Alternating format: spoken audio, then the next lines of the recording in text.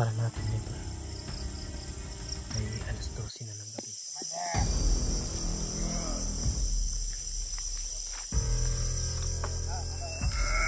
Parang pinaspasan nila si Biyawak para bumalik yung lakas to.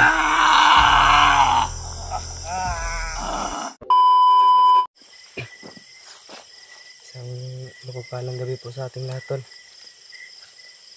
Isang mapagpalang araw, mapagpalang umaga. Kung anong oras naman po ito mapanood, ay huwag niyong kalimutan, tol, na pakishare yung video natin. Pakihit ng notification bell para lagi po kayo manguna pag meron tayong bagong i-upload na video. Dito pa rin tayo, tol. Dito na tayo na abutan ng gabi.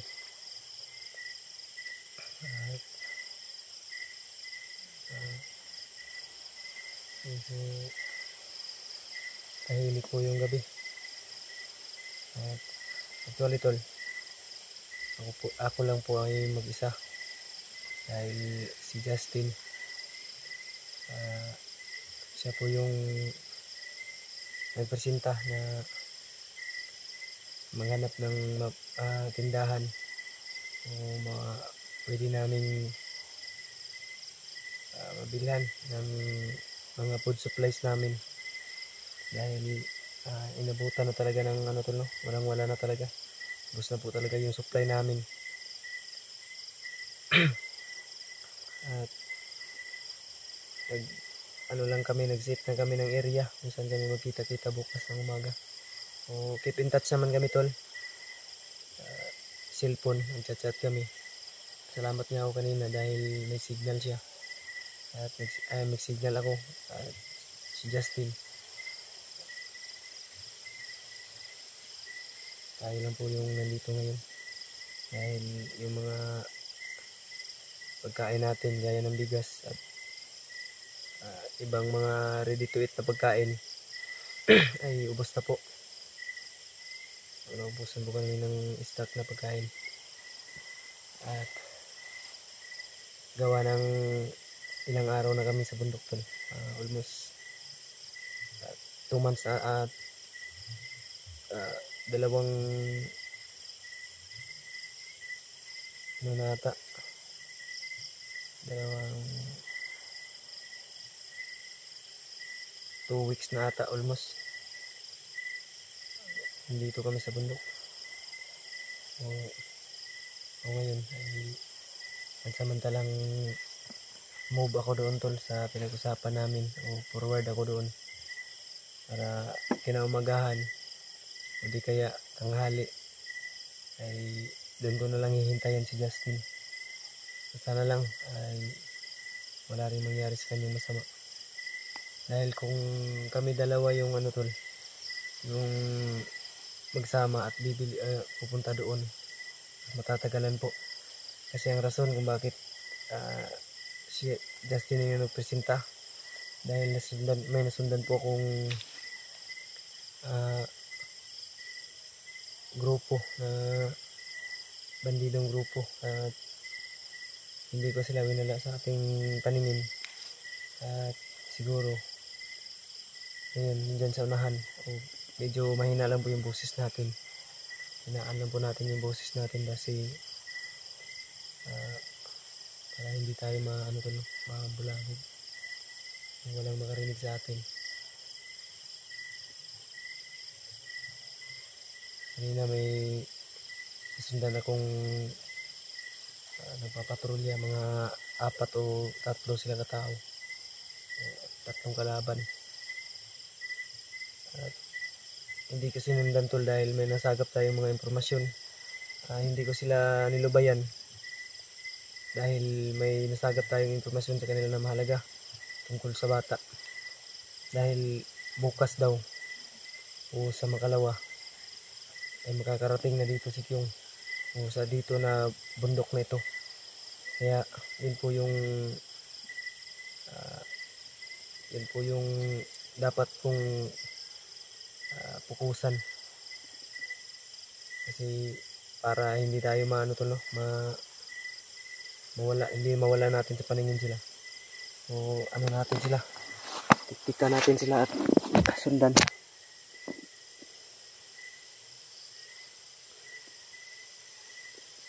O kanina, habang may sinusundan ako, rinig pa rin natin yung boses ng bata.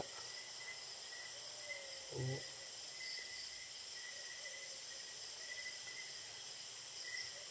yan, parang humahagulhol na iyak.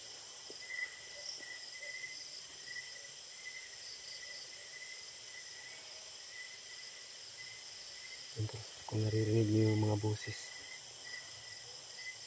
hindi tayo kalayuan sa kuta ng kalaban. Yan, yung sipol na yun, walang ibang nagsisipol ng ganun kundi sa bayawak.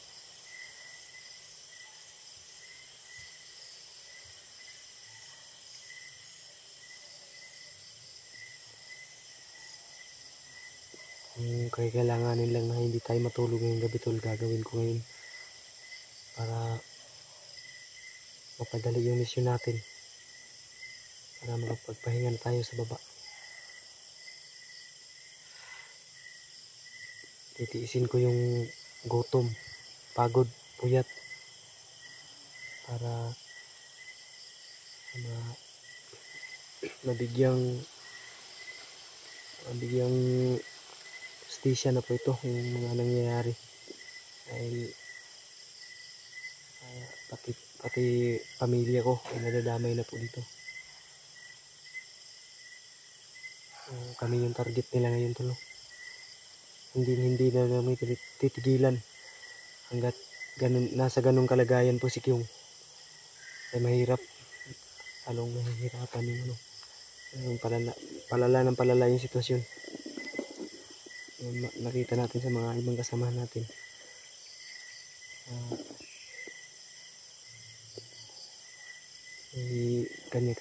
kanya-kanya riniresolba na problema o misyon.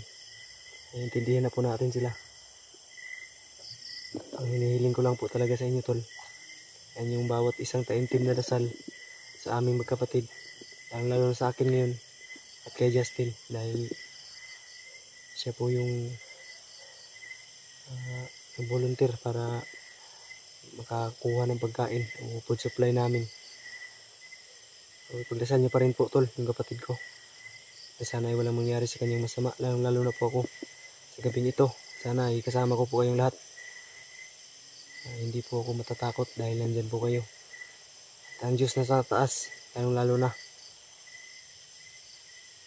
At yun lang po tol, yung mga kahilingan ko tol. Isa lang po talaga yung hinihingi ko sa inyo, na sana ay sa inyong bawat isang dasal ay hindi niyo po ako kakalimutan. Basahan ko po yan sa inyo tol.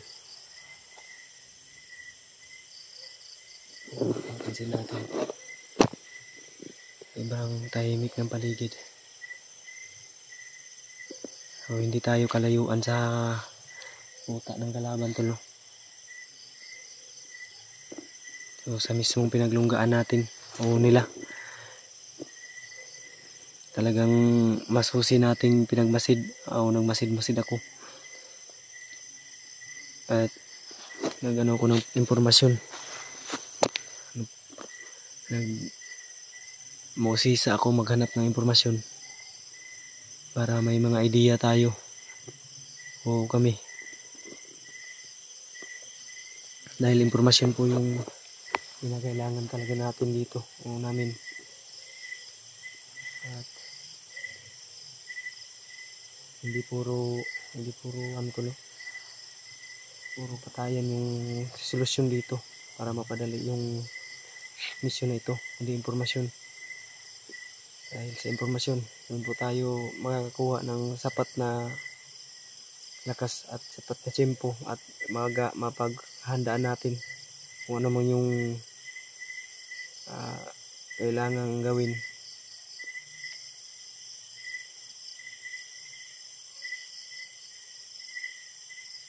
Bilog na bilog yung buwan ngayon tol. Maliwanag yun.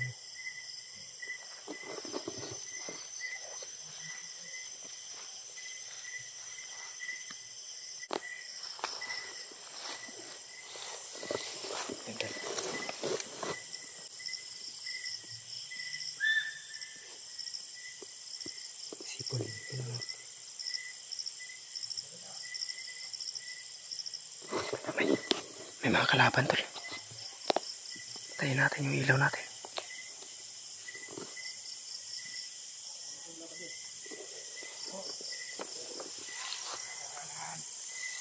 May mga kalaban po.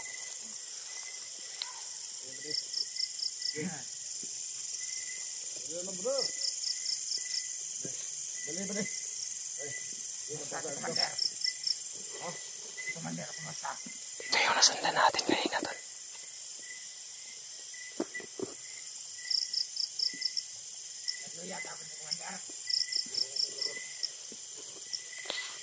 Yan yung sinasabi ko tol.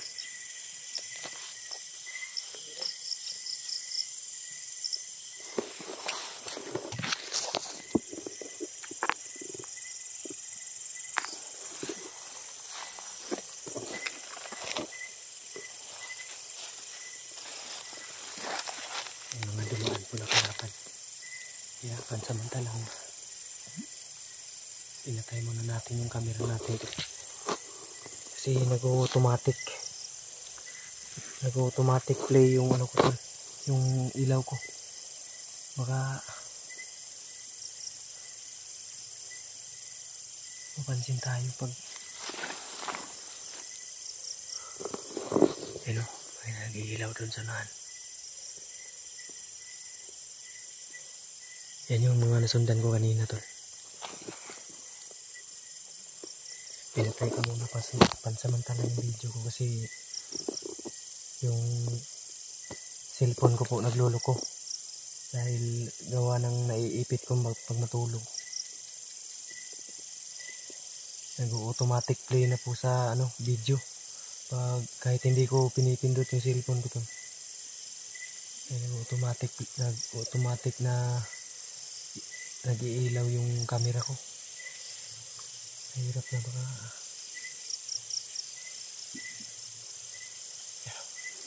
kalagubog ka yung buwan no. Ang bilog ng buwan.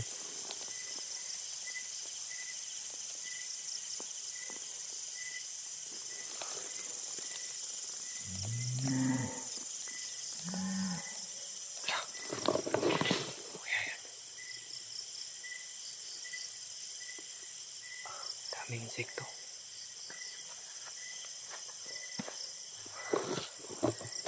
Ang oras para natin yun tol ay 12:00 na ng gabi. At hindi pa tayo nakakakain, hindi pa tayo nakakatulog. Dapat sa ngayong oras na ito ay nagpapahinga na ako at nagre-relax. Pero hindi pwede, hindi maaari tol na magpahinga tayo para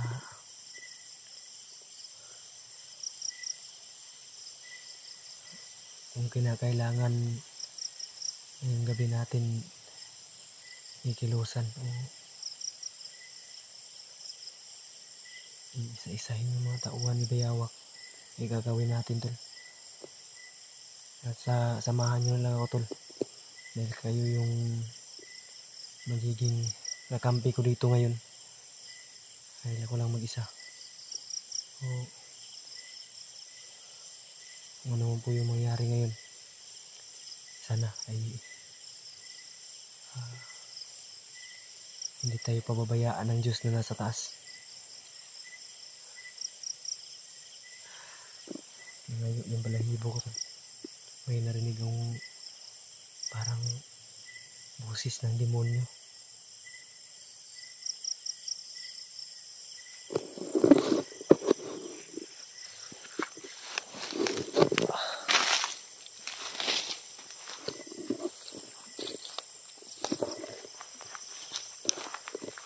Ayan, may nag-iilaw pa sa unahan.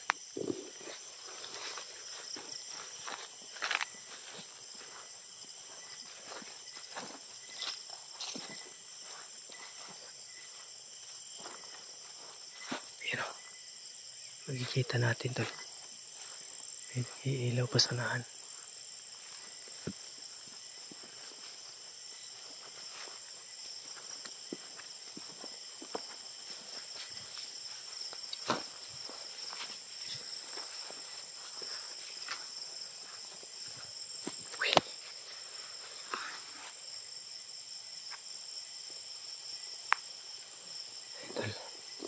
Pasensya na po kung madilim yung video natin ngayon tol. Kasi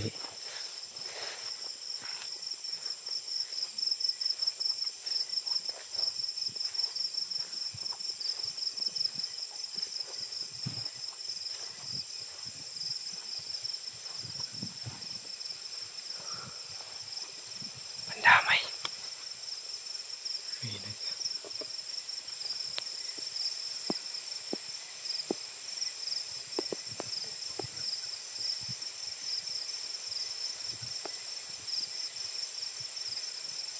Nandiyan si Bayawak tol.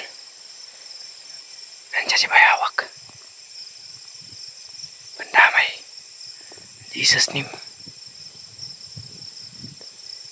Kumpirmado tol. Nandiyan si Bayawak.